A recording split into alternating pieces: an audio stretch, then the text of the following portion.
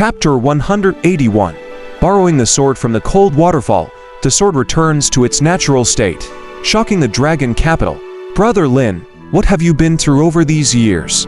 Have you forgotten the oath you made back on King Yun Immortal Mountain? Han Ye's face was somber as he made a cut at Lin Shiwan, not forgetting to question him in an attempt to disturb his Dao heart.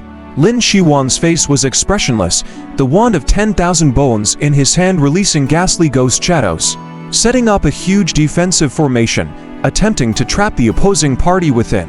In a cold voice, he said, "Have you any idea how I survived those 3 years after joining the sect? You do not understand." With that, wailing ghosts turned into chains that pierced into the ground, surrounding Han Yi in the center. Han Yi, holding the candle flame, swung his sword leisurely. A golden sword instantly shattered the formation, and under the golden light, the aura of death scattered in all directions. 3 years have passed, and I, with my foundations damaged, I am still a disciple of the outer sect. I watched Yu establish his foundation, all the while remaining in the sect. How can I avenge my grievances in this state? Lin Shiwan's voice turned bitter cold, as if he was reminiscing the injustices he endured in the past. As he closed his huge hand, the residual souls of many cultivators transformed into spiritual bodies from the wand of the purgatory of 10,000 bones. Like hunting dogs catching a scent, their eyes turned blood red and they pounced towards Han Yi. Heaven and earth's brilliance shakes the thunder. Han Yi recited an 8-word mantra, performing the pinnacle thunder technique from the 3,000 thunder seals. Instantly, the color of the sky changed. A crack appeared amid the surging demonic cloud, and 10 terrifying purple true thunderbolts fell, converging into a true dragon brimming with life and covered in thunder. Is this why you turned to the demonic path? Han Yi held the divine thunder, questioning coldly. Merely because there was no progress in cultivation in 3 years, he left the sect without a word and joined the demonic sect. Lin Shiwan, looking down from high above, replied coldly, "How could someone like you understand?" He then shouted, "Taixu Heavenly Demon Transformation." A towering black dragon demonic shadow emerged, stronger than all previous demonic shadows, and solidified as if it were real. After leaving the Dragon Sparrow sect, Lin Shiwan was disheartened. He happened upon a demon cultivator on the road, thinking he was certain to die, but then an unexpected accident occurred. The demon cultivator died from a backlash of his own true chant when he touched Lin Shiwan. Lin Shiwan turned the tables and killed him. With this method, Lin Shiwan threw caution to the wind and went to the demon path territory, seeking death. After his first kill, he discovered that his blood was jumping with excitement. There was no discomfort. Instead, his cultivation progressed quite a bit. So he went forward, killing any demon cultivator in his way. He entered the heartland of the Seven Evils sect and encountered the sect master, who subdued him instantly. Unexpectedly, the master didn't kill him. Instead, he planned to cultivate Lin Shiwan. He said Lin Shiwan was a natural slaughter demon body. The more he killed, the more blood calamity he accumulated, the stronger his cultivation became. This erstwhile master opened up his meridian channels. The Seven Evils sect leader taught Lin Shiwan many demon tasks, divine towers, and his cultivation level soared, until he made contact with the Baitiad demon sect and received the rubbings of the heavenly demon nether dragon scroll.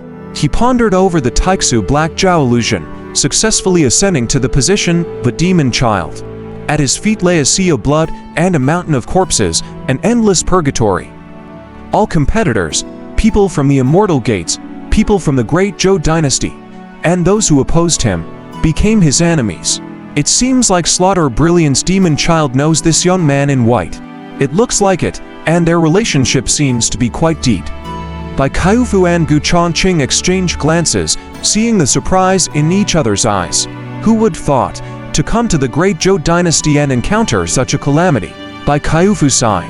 She had simply followed the envoy to the Great Zhou Dynasty to offer a tribute, casually visited a few sects, seeking an immortal pill of longevity for her imperial father. Gu Chongqing nodded in agreement. Lin Shiwan, a demon child of the demonic sect, has committed countless evils, slaughtered many cultivators of the righteous sects, and his methods are bloody.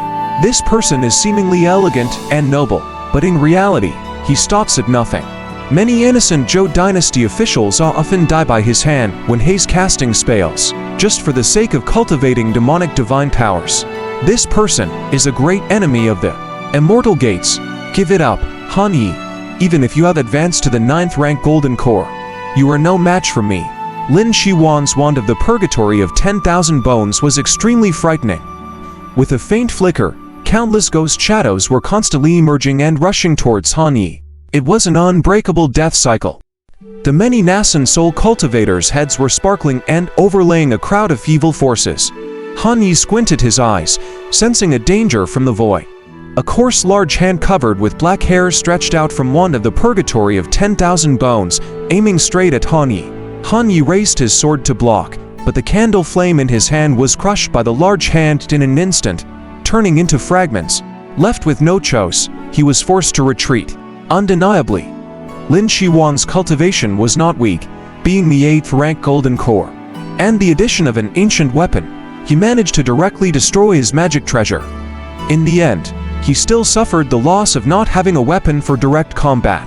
He started the spirit treasure wine and thunder seal.